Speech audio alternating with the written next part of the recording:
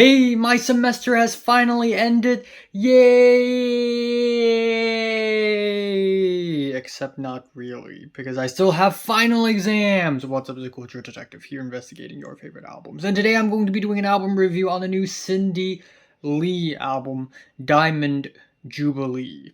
So yeah, I've been wanting to review this album for quite some time now. I actually planned to review it yesterday, but I was just too tired to do it. But essentially, Cindy Lee is the name of a project, a one-man project, in fact, by musician, multi-instrumentalist, singer Patrick Flegel. Now, to explain the existence of Cindy Lee, I must go back in time and talk about a Canadian band named Woman, who briefly made music from the late 2000s and the early 2010s, and in the year 2010 they released the album Public Strain, which I briefly talked about a few years ago, and I love the album. This is some of the most dreamiest, loneliest, and wintry post-punk you'll ever hear. Public Strain is essentially an underrated gem of an album that not enough people are talking about. They are criminally underrated. Now, despite Woman's incredibly promising potential, one of the band members, Chris Reimer, had passed away, and that incident led to the splitting of the band, with two of the band members of Woman forming their own band called Preoccupations, formerly known as Viet Cong, and together they have made some pretty interesting music as well. Meanwhile, the singer of Woman, Patrick Flegel, began making solo projects under the name of the drag queen Cindy Lee. So in a sense, Cindy Lee is almost like Patrick Flegel's alter ego. And so essentially in this new album by Cindy Lee, all the tracks are written and performed and recorded by Patrick Flegel, which is very impressive. Now, let's talk about Diamond Jubilee. This thing is 2 hours long. So first of all, it's been on the radio music charts at the very top for a long time already, and that has already piqued my interest. And after learning that Cindy Lee is associated with the band Woman, I'm way more interested. But the thing is, this album is only available on YouTube, and it is 2 whole hours long with 32 tracks, which is very intimidating. Unless the 2 hour long album is like 10 tracks long, like To Be Kind.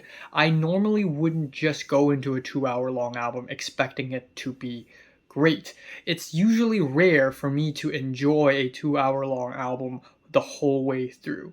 But oh my god. Oh my freaking god. Diamond Jubilee is amazing because this turned out to be one of the most interesting listens I've had all year long, and this album is consistent from front to back. Essentially, Cindy Lee takes the depressed post-punk sound of Woman and make it sweeter and more skeletal and groovier at the same time. And also there's a certain midnight quality to this album. It's like being stuck in some sort of bar and your drunk auntie is performing a song at a karaoke, but she's actually good, that kind of vibe. And there's also the melding of genres in the album, where in this album we hear somewhere between the vintage radio pop of the 60s to the psychedelic surfer rock of the 70s, mixed with some neo post-punk styles of the 2010s. So as a result, this had become one of the most interesting albums, not only of the year, but in the decade, in my opinion. Yeah. So there are 32 freaking tracks here, and I'm going to try my best to just speed through all of them and mention a little bit here and there. Obviously, I can't go into detail on every single track, but there are definitely a handful of highlights on the album. The title track, also known as the album opener, starts off with bluesy guitars, finger snaps, misty, hazy vocal performances. Right off the bat, it already sounds incredibly interesting. We have these drunkenly romantic lyrics that feel like they are less truthful and conventional, more so trying to evoke a certain nostalgia or a sense of longing and yearning, but uh, artistic, and through a screen of um, memory or something. The second track, Glitz, starts off with orchestral arrangement with detuned strings, then in comes the surf rock guitar riffs, skipping rhythms and sweet tongue-in-cheek melodies, another amazing track, and the track Baby Blue continues to tap into that spacey vintage bluesy sound that Cindy Lee continues to create upon. Dreams of You has folky vocal harmonies that reminds me a lot of Robin Pecknold's vocals from Fleet Foxes for some reason. And then we have these sweet dreamy guitar chords, and the dreaminess is set against this reverb, and it's so lost. It feels like I just randomly found a broken radio in the middle of a sea on an abandoned ship or something. Then we have the track All I Want Is You, which is a beautiful intimate ballad with lovesick lyrics. Again, the lovesick lyrics continue to feed into the drunk auntie allegory that I just previously mentioned. Then Dallas is a straightforward bluesy pop track where Cindy Lee sings in a lower register, more so in the Patrick Flegel voice. And I really love the changing of the vocals. It certainly keeps the album from sounding stale vocally, but also the nocturnal dreaminess of this track is just, oh man. Then we have Olive Drab, which is an interlude with meandering grooves, bits of strings that sort of call back to the musical style of Woman. Always Dreaming hits a similar formula, but it just works. The ending hits us with these streams of harps that just goes up and down and up and down, and that's one of the most surprising turns of events in the album. Following that, Wild One is another teary-eyed slow burn that's just okay. Not a bad track necessarily, but not particularly memorable in the context of the album overall as well. Flesh and Blood is a feel-good guitar jam that just begs us to sing along with it, and it's incredibly catchy. And that's another thing with the songs on the album, is that despite the album being so long, most of the tracks here sound really catchy. Like, it's the kind of melody that's just gonna stick in your head again and again and again. And then we have another interlude that's around 1 minute-ish called La Machiniste Fantôme. And then we have Kingdom Come, and this is easily my favorite song of the entire first half of the album, with exotic guitar strums, cutesy melodies. It's so sweet, so dreamy, and so lonely at the same time. It is magical, and so much so that I can't really explain it with words other than to literally play the song right now.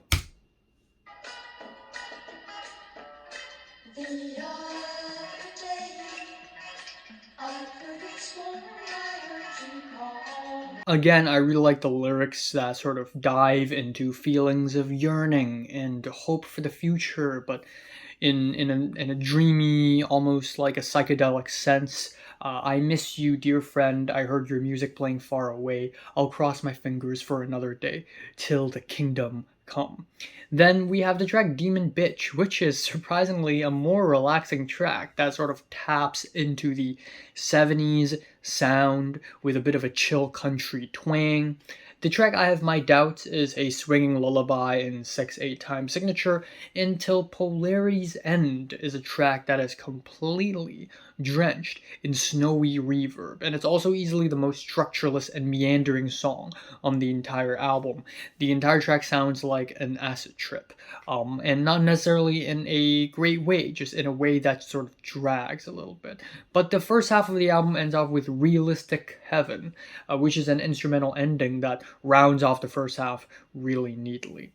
Following that, we have the second half of the album, which is equally as fantastic, if not even better. Because starting off, we have one of the strongest tracks on the entire project, Stone Faces, which is endlessly replayable. There's this bass line in this track that is easily one of the stickiest, catchiest bass line I've heard in a long time.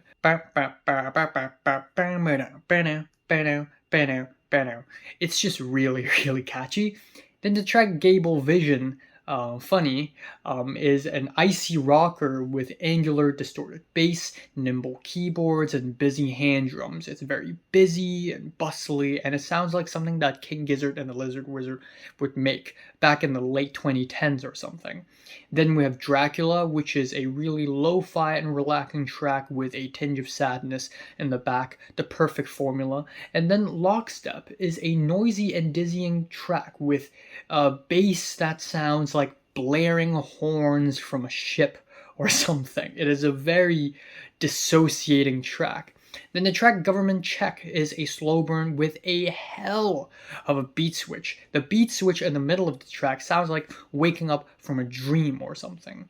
Then we have the track Deepest Blue, which is a nostalgic lullaby, which is really nice. Also really nice is the next track, To Heal This Wounded Heart, which is a sensual, not sensual, it's slow ballad. Yeah. Golden Microphone is more of the same. I guess at this point in time, there's not much to praise or complain about this track. It's not too bad, but definitely one of the lesser memorable tracks on the album. If You Hear Me Crying is a spellbinding track with groovy rhythms, and then in the middle of the track, a guitar breakdown, and in the beginning of each verse, some reverse sound effects that just makes the track ever so interesting. In contrast, we have Darling of the Discotheque with the liminal space romantic excursion. That is the track. For some reason, the instrumental on the track makes me sound like I'm having a stroll on the streets in the middle of like a romantic European city like Paris, except there's only two of you in the entire world. And then we have Don't Tell Me I'm Wrong, which is where the album kind of slows down. I feel like I'm slowly sinking into the track. And the track What's It's Going to Take sees the sinking continuing. The track Wild Rose is a smoky, finger-snapping, country-flavored interlude. And Durham City Limit is another ballad, more of the same. But it does end off on a pretty gorgeous note with the track Crime of Passion with the muffled strings and slow guitars. It feels so drunken and hypnagogic. I feel like if this was a bar or something in the middle of nowhere and I'm locked inside and I can't get out and I have to stay in that bar overnight, this track is like 4 a.m., 5 a.m., after hours. It's really close to the morning. Then we have the ending to the album 24/7 Heaven, which is a beautiful instrumental ending with bits of guitars, rough strings, and it just feels like the skies have finally opened up or something. So yeah, overall, as a double album, it is really consistent from front to back. It's also a welcoming surprise that I managed to enjoy like 95% of all the moments on the entire album. And on top of that, there's just something so magical and enchanting about the style and the aesthetic of this album. For some reason, when I'm listening to the album, I feel like I somehow found a broken radio on an abandoned ship. You know that bar in the TV show Twin Peaks? I feel like this kind of music is exactly the kind of music that plays in that bar. And I just feel like this is the kind of music perfect for the end of the world. So, yes, I am incredibly impressed, and I am giving the new Cindy Lee album, Diamond Jubilee, a decent 9 out of 10. Yes, that's the first 9 of the year. What can I say? So, have you listened to the new Cindy Lee album? Comments below, let me know. Subscribe if you want more, and thanks for watching. Yeah, I haven't given a single 9 in the year so far, which is kind of crazy considering that is already nearly May. But, for real, check this album out.